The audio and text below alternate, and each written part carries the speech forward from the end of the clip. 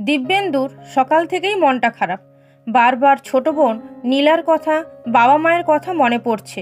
আজ যে রাখি পূর্ণিমা, বছর 2 হলো দিব্যেন্দু আলাদা একটা বাড়ি ভাড়া নিয়ে থাকে। একটা নামকরা সংস্থায় খাবার ডেলিভারির কাজ করে। দিব্যেন্দু ও নীলা 2 ভাই বোন, বাবা অনিমেষ ও মা শ্রীলা। নীলা জন্মানোর পর থেকেই দিব্যেন্দু যেন চোখে হারাতো বোনকে। দিব্যেন্দু নীলার থেকে 2 বছরের বড়, কিন্তু ওই ছোট বয়স থেকেই ছোট বোনের প্রতি দাদার যেন অদ্ভুত টান। নীলার মাধ্যমিকের সময় আর একজন অঙ্কের মাস্টারের প্রয়োজন ছিল। দিব্যেন্দু সেই সময় হায়ার সেকেন্ডারি। বাবার অসুবিধা হবে বলে দিব্যেন্দু তার একজন সায়েন্সের মাস্টার কমিয়ে বোনকে দিতে বলেছিল। অনিমেষ আপত্তি করায় দিব্যেন্দু বলেছিল, বাবা আমি ঠিক ম্যানেজ করে নেব, তাছাড়া আমি তো ছেলে, যে কোনোভাবে নিজের রোজগার করতে পারবো। কিন্তু বাবা, নীলাকে যে নিজের পায়ে দাঁড়াতে হবে, মেয়েদের অর্থনৈতিকভাবে স্বাবলম্বী হওয়া ভীষণ দরকার। আমি চাই না আমার আদরের বোন ভবিষ্যতে তার স্বামীর ওপর নির্ভরশীল হয়ে কষ্ট পেয়ে জীবন কাটাক। নীলা যেন স্বাধীনভাবে বাঁচতে পারে।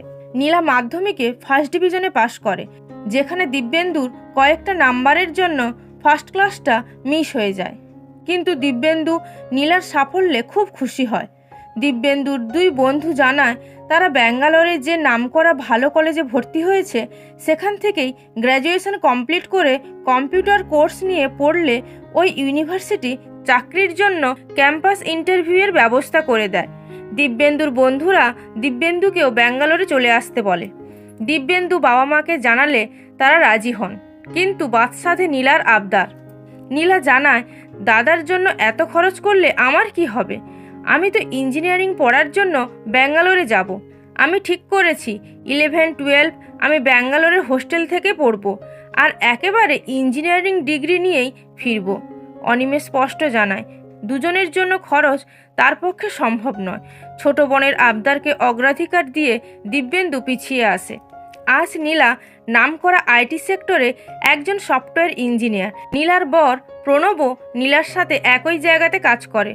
শুধু জীবনের আত্মত্যাগের পোশাক পরে দিব্যেন্দুর জীবনটা লড়াইয়ের ময়দানে পরিণত হয়েছে। অনেক চেষ্টা করেও একজন সাধারণ বিএসসি পাস করা ছেলে দিব্যেন্দু একটা চাকরি জোগাড় করতে পারেনি। টিউশনি শুরু করে দিব্যেন্দু। সেই টাকা থেকেই সরকারি চাকরির ফর্ম ফিল আপ, নিজের হাত খরচ চালাতো সে। অফিসে অফিসে ইন্টারভিউ, সরকারি চাকরির পরীক্ষার রেজাল্ট, সব কিছুর অপেক্ষায় দিব্যেন্দুর বয়স জীবনের পথ অতিক্রম করতে থাকে। অনিমেষের সামান্য পেনশন, দিব্যেন্দুর বেকারত্ব, সব মিলিয়ে অভাবের পর্দা টানে সংসার। দিব্যেন্দু বুঝতে পারে বাবা মা ধীরে ধীরে বিরক্ত হচ্ছে তার উপর, কিন্তু এই বেকারত্বের জ্বালা বাবা মায়ের বিরক্তির প্রকাশের থেকেও বেশি কষ্ট দেয় নীলার আমূল পরিবর্তন। নীলা ও তার বর প্রণব দুজনেরই বিশাল অঙ্কের আয়। নীলা বাড়িতে কাউকে না জানিয়ে বিয়ে করে। অনিমেষ ও শ্রীলা প্রথমে মেনে না নিলেও পরে জামাইয়ের বিশাল আয় ও অর্থ সম্পত্তি তাদের মনকে বশ করতে বেশি সময় নেয়নি। নীলা আজ আর দিব্যেন্দুর সাথে সম্পর্ক রাখতে চায় না। বড়লোক শ্বশুরবাড়িতে বেকার দাদা বড্ড বেমানান যে। দিব্যেন্দু দেখে আজ নীলার দামি গাড়ি বাড়ি সামনে এসে দাঁড়ালে বাবা মায়ের মেয়ে জামাইয়ের জন্য অহংকারের চওড়া হাসি ফুটে ওঠে মুখে। সাথে সাথে অতিরিক্ত বোঝা বেকার ছেলের প্রতি একরাশ বিরক্তি। দিব্যেন্দু আজ একটা খাবার ডেলিভারির সংস্থায় কাজ পেয়েছে। সারা জীবনের জন্য ছেড়ে এসেছে নিজের বাড়ি ও বাড়ির লোক। তবে আজ দিব্যেন্দু অর্থনৈতিকভাবে স্বাধীন, ভালো আছে সে নিজের সাথে। হঠাৎ করেই ঘোর কাটে দিব্যেন্দু।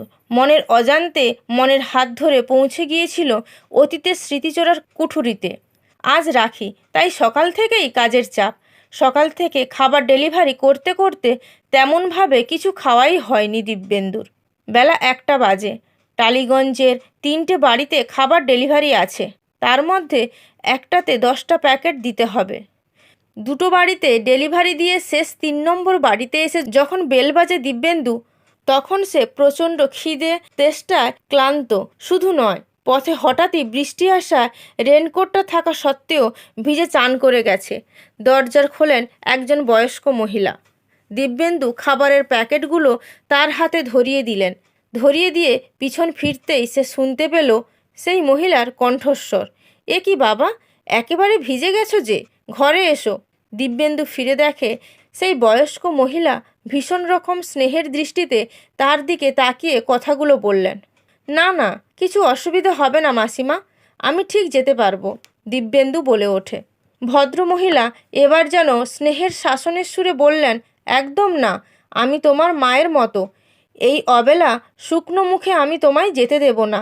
আজ যে রাখি পূর্ণিমা, এমন শুভ দিনে তুমি এভাবে যেও না, বলেই ভিতরে ডাকলেন। শম্পা মা, এদিকে আয়।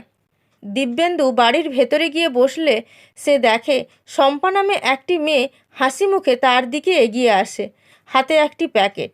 শম্পা দিব্যেন্দুর হাতে প্যাকেটটা দিয়ে বলে, আজ রাখি, তুমি আমার ছোট ভাইয়ের মতো। ভিজে জামা চেঞ্জ করে এই নতুন জামা কাপড়গুলো পরে নাও। কেন জানি না দিব্যেন্দু না বলতে পারল না। এত ভালোবাসা স্নেহ যেন বহুকাল দিব্যেন্দুর কান দুটো শোনেনি। অজান্তেই তার চোখ ভিজে গেল। দিব্যেন্দু নতুন প্যান্ট শার্ট পরে ঘরে বসতেই শম্পা দিব্যেন্দুর হাতে রাখি পরিয়ে দেয়। প্রদীপ জেলে ধান দূর্বা দিয়ে আশীর্বাদ করে। দিব্যেন্দু দেখে সামনে একটা সুন্দর মিষ্টি ছেলের ছবি, তাতে মালা দেওয়া আর সামনে রাখি মিষ্টি রাখা। শম্পা বলে, বছর 2 আগে এমন দিনে আমি আমার ছোট ভাইকে হারাই। এক অসুখে ভাই মারা যায়। সেই থেকেই প্রতি বছর এই দিনে ভাইয়ের ছবির সামনে রাখি, খাবার, নতুন জামা সব সাজিয়ে দিই। অথচ অদ্ভুত দেখো, এবার তুমি হঠাৎই এসে ভাইয়ের জন্য কেনা নতুন জামা পরে আমার ভাইয়ের জায়গায় যেন বসলে। এই বছর ভাইয়ের জন্য মনটা খুব খারাপ লাগছিল। শম্পা ও ওর মা বাবা 3 জনেরই চোখে জল। দিব্যেন্দু মনে পড়ল এমনই এক রাখির দিন ওর বোন নীলা বাড়িতে এসে ভীষণ অপমান করে দিব্যেন্দুকে। নীলা জানায় দিব্যেন্দু খাবার ডেলিভারির কাজ করছে বলে শ্বশুরবাড়িতে নীলার সম্মান নষ্ট হচ্ছে। নীলার সাথ দেয় দিব্যেন্দুর মা বাবাও। বেশ অনেক দিন ধরে দিব্যেন্দুর সাথে অনিমেষ ও শ্রীলার ঝগড়া হচ্ছিল। অনিমেষ জানিয়েছিল তাদের ছেলে হয়ে দিব্যেন্দু খাবার ডেলিভারির কাজ করছে, এতে অনিমেষের সম্মান নষ্ট হচ্ছে। দিব্যেন্দু বলেছিল, কোনো কাজটা ছোট নয়, সব কাজেই সম্মান আছে বাবা। শেষ পর্যন্ত মা বাবা ও বোনের অপমানে দিব্যেন্দু তার নিজের বাড়ি ছেড়ে চলে আসতে বাধ্য হয়েছিল। সেই দিনটা ছিল এমনই এক রাখির দিন। শম্পাদের সাথে খেতে বসার সময় দিব্যেন্দু দেখে টেবিলে খাবার প্লেটে করে সাজিয়ে দিচ্ছে একটি মেয়ে, সে হলো নীলা। চমকে ওঠে দিব্যেন্দু। শম্পা 2টো খাবারের প্যাকেট নীলার হাতে দিয়ে বলে, এই 2টো প্যাকেট তোমার বাড়ির জন্য নিয়ে যেও নীলা। নিঃশব্দে নীলা মাথা নেড়ে প্যাকেট 2টো নিয়ে চলে যায়। শম্পা জানায়, নীলা খুব ভালো বাড়ির মেয়ে ছিল জানো দিব্যেন্দু। বড়লোক শ্বশুর বাড়ি ছিল, নিজে বড় অফিসে চাকরি করত। কিন্তু কপাল দেখো, নীলার বর আসক্ত হয়ে সর্বস্ব হারিয়েছে। নীলাকে চাকরি করতে দেয় না, রোজ মারে। নীলার শ্বশুরবাড়ির লোক ওদের তাড়িয়ে দিয়েছে, ওরা এখন বস্তিতে থাকে। নীলা আমাদের বাড়ি রান্না করে। নীলার 2টো বাচ্চা আছে, তাই শুধু ওর মুখ চেয়েই। নীলার বাপের বাড়িটাও ওর বর বিক্রি করে দেয়, যেটা নীলার বাবা মা নীলার নামে লিখে দিয়েছিল। মেয়ের কষ্ট সহ্য করতে না পেরে নীলার মা বাবা মারা যায়। দিব্যেন্দু স্কুটারে ওঠে, স্টার্ট দেয়। অনেকগুলো অর্ডারের ফোন এসেছে। এখনও জীবনের অনেকটা পথ চলতে হবে দিব্যেন্দুকে। জীবন দিব্যেন্দুকে বুঝিয়ে দিল সত্য ও সততার সম্মান আজও আছে। মনের ভেতর থেকে একটা ভারী পাথর যেন আজ নেমে গেল। খুব হালকা লাগছে দিব্যেন্দুর। দিব্যেন্দু বেরিয়ে গেল। শুধু পিছনে লুকিয়ে তাকে বিদায় জানালো অপরাধ বোধে ভোগা 2টি চোখ। জীবনে এমন অন্যায় অপরাধ কখনো করা উচিত নয়, যার জন্য অনুতপ্ত হয়ে ক্ষমা চাওয়ার অধিকারটাও হারিয়ে ফেলি। মানুষ ক্ষমা করলেও ক্ষমা করে না প্রকৃতি, সে সব কিছুর বিচার নীরবে করে সময় মতো। আজকের গল্প আজ যে রাখি পূর্ণিমা, কলমে শিপর্ণা পাল। গল্পটি কেমন লাগলো অবশ্যই কমেন্ট করে জানাবেন, আর ভালো লাগলে লাইক কমেন্ট শেয়ার করে পাশে থাকবেন। ধন্যবাদ।